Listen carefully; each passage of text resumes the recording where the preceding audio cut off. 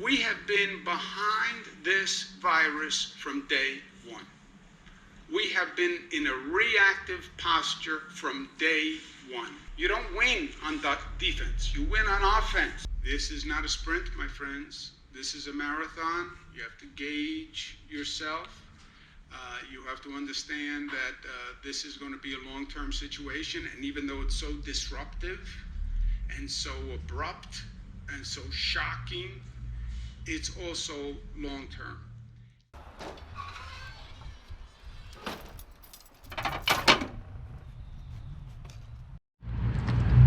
So one of the reasons I put up with my tiny ass apartment is it's across the street from a lake. And today, that is super handy.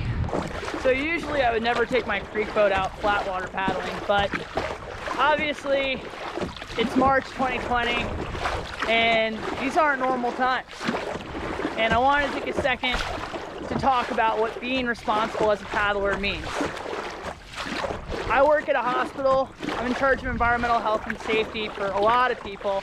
And what we've been doing is making sure that people fit in respirators and are gonna be safe when the wave makes it to us. That's why I'm rocking this raging pimple right now. So what that really means though, is if you're at home and you're bored out of your mind, I feel you.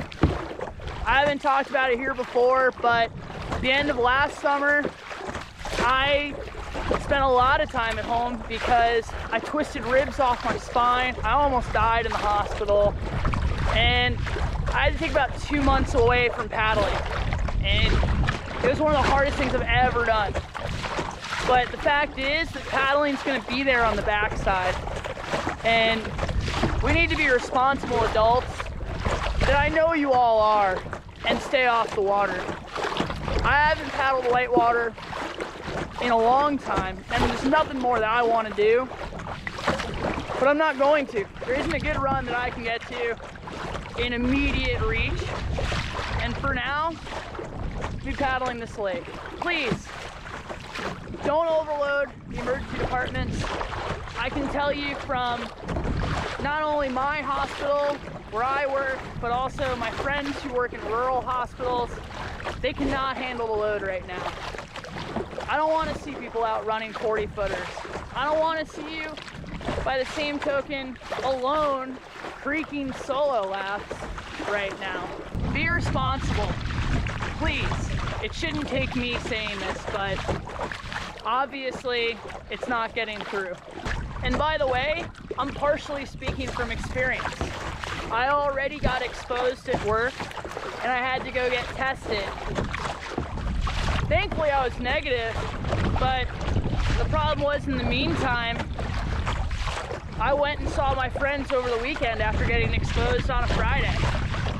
So take it from me. Remember that cute kid a couple weeks ago I put in one of my videos? Yeah. I had to talk to his mom. Say I got exposed. You should be careful. I had to call my friends while they were on the way to go make sure that their parents were okay. Tell them, hey, I might be positive. And then I had to sit for 10 days and wait for a test result. So a lot of time to stop and think about how much I exposed people without trying to, without meaning to. So when I see people out there just willingly breaking the rules, willingly bending the rules, there's no way of knowing who you're gonna put in harm's way. Literally none. The shotgun blast into the night. Every person that's positive, on average, you're looking to put 3 more people into danger. I wouldn't let you on the river if I thought you were gonna put 3 people in danger. Just stay home. Hopefully, I never have to do another flat water video. There's nothing more I want right now. Go paddle the new Alpha, paddle the new 9R2 large. Man, I don't want to be working long shifts. I don't want to be sitting at home playing video games. I suck at video games. The more you go out there and paddle those rivers, the longer before raft season starts. They're not going to open up those regions until it's safe. tourists aren't gonna go there until it's safe. So you're screwing over your buddies that work on those rivers too. Whatever. You can listen to me, you cannot. I'm an event organizer. I know you guys are like herding hamsters, but please be responsible, be safe. And if you're at home, not sure what you can do to help, call out the people who are doing the wrong thing. Get them to do the right thing. Don't wind up like me. Don't wind up worrying if your girlfriend's infected. Don't put people in that position. And I didn't think I was doing anything wrong. I was trying to do the right thing, and it still happened to me. Let's just agree on a couple really basic guidelines. Paddle at most class 3, but definitely something at least a class grade below your abilities. For a lot of people, that's gonna be like park and play. Definitely don't shuttle, even in somebody else's car wearing a mask. Just, come on, common sense. Social distancing is the best tool we have for knocking this thing back. Always, always, always, if you're paddling alone, make sure someone knows where you are, and absolutely under no circumstances, put yourself in a position where first responders could get called to you, or in any reasonable circumstance, you might wind up getting hurt. The rivers have been there for hundreds of thousands, if not millions of years. They will be there. You can survive a couple months without them.